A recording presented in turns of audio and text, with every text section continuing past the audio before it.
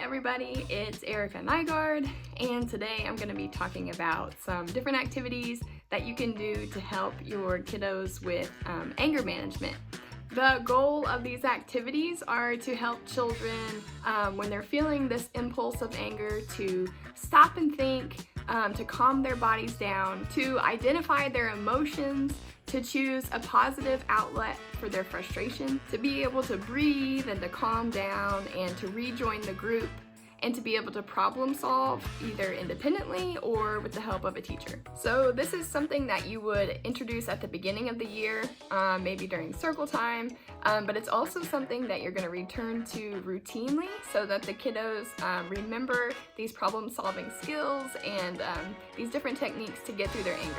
So you could start this with a whole group discussion on the different aspects of being angry and ask questions like, can you show me an angry face? Or what are some things that make you angry? Or how do you deal with anger when it comes? You could also introduce this concept by reading some books about anger. You guys know that I'm a big fan of When Sophie Gets Angry, Really Angry by Molly Bang.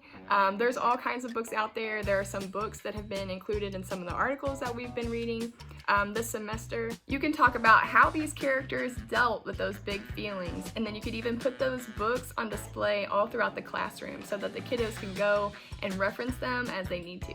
So this part is obviously a whole group discussion, like I said, happening during circle time, and then some of the activities that we're talking about are gonna be more small group or individually based. One of the activities that I kind of came up with for dealing with anger is based off of When Sophie Gets Angry, Really Angry. And so because you're going to be reading a book like that at the beginning of the year and kind of introducing your kiddos to Sophie and how she kind of works through that anger, because there are some different strategies in that book, kind of written in more of a narrative form, but still it's something to draw from. So I thought to introduce these problem-solving skills, you could kind of read through the book and take note of what are some things that Sophie does when she's feeling angry. So one of the first things that Sophie does when she gets angry is she roars a red roar. I know it's kind of controversial if you want to allow the kiddos to roar or not. I'm kind of on the fence about this, but I have read some books that say don't dismiss, a child's inclination to want to roar, to want to yell and to kind of get out that frustration. And what I'm suggesting, maybe if you're comfortable with it, and just do what works for you, but I'm almost wondering if you could introduce like a pillow in your classroom that's maybe a dragon-shaped pillow or just a regular pillow with a dragon pillowcase on it, because I've read things that say, let a kid roar into a pillow and kind of, they're not hurting anyone by doing that, and it's a way to get that frustration out. It's a safe outlet, and even if you want to just give them some personal space or go into a different room to be able to do that. I'm not saying you have to allow the kids to scream, but sometimes it's a natural response.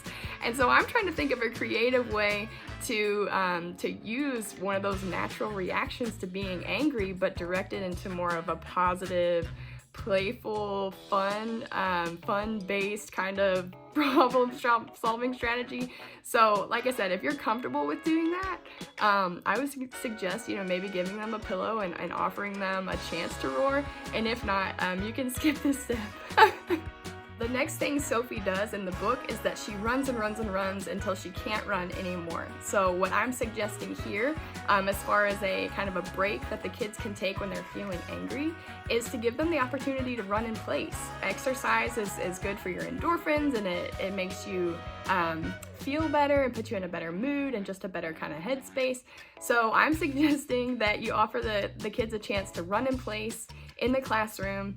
You can put a hula hoop on the floor, or you can kind of tape out a space on the floor where they're not just running around like crazy, but sometimes they need just like a few minutes to get some energy out, to get some frustration out, and this is a safe way to do it without hurting anyone. So that's my second break, is called running in place. My third take a Sophie break is crying, because in the book, Sophie, after she runs, she kind of sits down and she cries for a little bit, and then she feels better. And I think sometimes in early childhood especially, we don't validate the process of crying. You know, we always want to skip right to problem solving, and sometimes kids need to cry. Sometimes adults need to cry. So rather than just like dismissing those feelings, you know, offer the kids a chance, you know, give them a break where they can go and just kind of sit by themselves and cry, and maybe just having that kind of validation and like, I know you're frustrated and that sometimes makes you sad, you know, and just kind of talking through them with those feelings.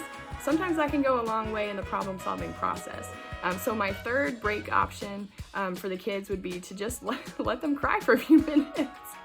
The next thing Sophie did in the book is she spent some time outside. So for my next take a break option, it would be to let the kiddos spend some time outside. Maybe go on a walk around the building with you or with your teacher assistant or with the whole group. You know, just take like a little nature walk and collect some things. Sometimes just getting that fresh air really resets us and resets our mind. So just having the option to be able to take a break and to go outside for a few minutes could really go a long way. The next thing Sophie does in the book is she listens. She listens to the birds and she listens to the wind. So my next break would be a listening break. And what this could be, it's just like a little picture with some headphones on it. The kids could go to your audio corner of the room. They could listen to some nature sounds. Or they could even listen to audiobooks like Sophie, or other books that help you deal with anger. But just taking the break to kind of step back from the busyness of the classroom and just listen for a little while might kind of help reframe their mind a little bit so that they can come back ready to problem solve. And then finally in the book, the last thing that Sophie does when she comes back home is that she paints. So offering kids the chance to take a break, like take a painting break when they're feeling angry. Sometimes I think just being able to play with the colors and talk about how the colors make you feel, and even just how the strokes make you feel. You know, if you're feeling angry and you just kind of want to scribble, or you're feeling happy and you just kind of want to make polka dots. It just depends on, you know, your kiddos and your abilities in the classroom and what you can offer as far as letting them take a break when they're feeling angry. But I think if you could offer a chance for the kiddos to paint for a few minutes when they're feeling angry, I think you're going to just reset that anger. They're going to come back ready to learn, ready to problem solve, and they're probably going to be in a much better mood. So I actually included some little picture cues in the handout that I provided for you guys. If you want to print those off and you could use them as little break cards to use in your classroom, you're welcome to, or use them as ideas, make your own. These are just like stock images that I found online. But the point is, when the kiddos are feeling angry, they have a list of like 5 or 6 things that they can do right off the bat that are based off of a book they're already familiar with and a character that they can relate to, where they can problem solve pretty much independently when they're feeling angry, so that they can get to that calm down place to where they can actually work through those big emotions. Another activity that I've included for anger management, I pulled from Dr. Becky Bailey. She writes a series of conscious discipline books, and she has videos and all kinds of resources.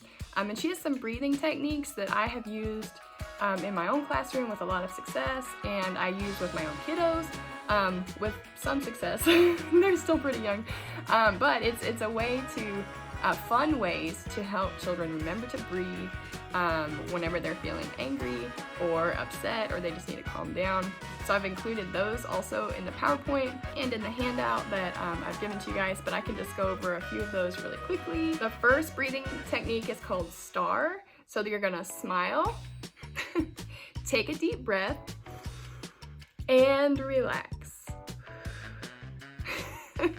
The second breathing exercise is called DRAIN. So it's where you're gonna hold your arms out like you're a faucet, and you're gonna tighten all your muscles, and then you're gonna breathe out and you're gonna relax while you go shh.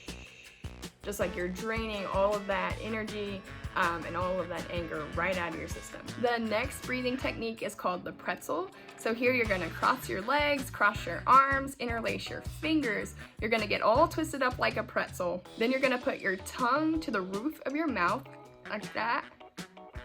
And then you're just gonna relax and breathe. And then the last breathing exercise is called the balloon. So you're gonna put your hands on the top of your head. I can't really do it very well with one hand, but you're gonna inhale as you blow up your balloon. And then you're gonna exhale as your balloon deflates. This is a strategy that I use all the time with my 3-year-old because it's a lot of fun and she can relate. And if you check the references on my PowerPoint, I've actually linked a video that shows you all of these different breathing techniques, since I can't really quite do it as well with one hand, but just kind of give you a visual. But these are great tools to use in your classroom or even at home with your own little guys. And then I've also included the turtle technique as an activity, which you guys are all familiar with if you've been keeping up with the readings. And one thing I thought that you could include as kind of a visual with this, if you want to try it in your classroom, is to put like a little laundry basket as a turtle shell, because kids love to kind of get into character. So I just thought a way where they can kind of get in their own little space under a laundry basket. It gives them that security and also just that physical reminder that they are in their turtle shell, they are calming down, and that when they actually come out, they can start problem solving. Another activity that I included to help kiddos deal with their anger is making music. You may not know this, but I play music. I play the banjo. And so one of the things that I did, just based on some of the readings that we've had this semester on using music as an outlet, is that I wrote just a little song with a little folk tune to help kids process their anger. And within the lyrics, it actually gives them some problem-solving techniques that we've talked about with breathing and with doing what Sophie did, and with going into their turtle shell. So it has a few techniques in the lyrics themselves, and also just singing helps you feel better. I don't know if you know this, but music just in general lifts your spirits, can really alter your mood.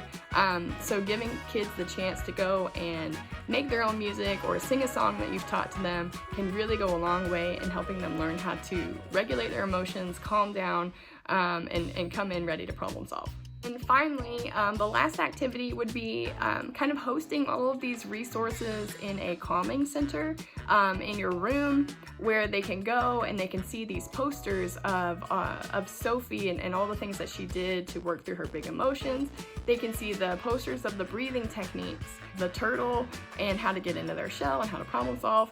And also they can have just the resources that they need to be able to calm down. For fluency, we are going to talk about anger before it comes. We're going to problem solve before anger occurs. We're going to use Dr. Becky Bailey's breathing techniques every single day, just as a constant reminder to them of how to calm their bodies down, and also just to help us center, to help us focus, and to help us get our bodies ready for learning. For generalization of the skill, we will just make sure that we're posting visuals all over the classroom of the breathing techniques, of Sophie, of the turtle technique, and just so that the more the kiddos see these behaviors posted all around the room, the more likely you are to reinforce those behaviors when the time comes. And by doing this, you're kind of setting up that expectation for the kids of the desired behavior. You know, when you get angry, you can do this, this, this, or this, you know, instead of just reacting however your body wants to react. By giving them just a multitude of strategies, you're going to really help to generalize the skill. Then for maintenance of the skill, we are just going to keep reading books like Sophie, and all kinds of books that help us work through these big feelings that we have, and books that build emotional literacy, and books that give us problem-solving techniques. The more we kind of introduce kiddos to these characters and these narratives and these scenarios that happen, and how these characters deal with those big emotions, the better we set them up for when they experience those emotions themselves.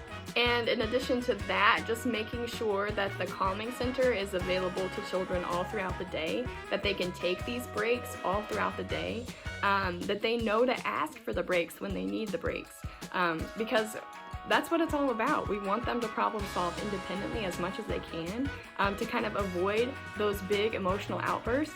So just equipping them with strategies and the resources and the availability to be able to go and take a break when they need a break. I have a few links and resources posted in my PowerPoint, and also a few of these activities are listed on your handout. I hope that's helpful, and I hope you're able to use some of these strategies with your own little guys and build that emotional literacy and get through this anger.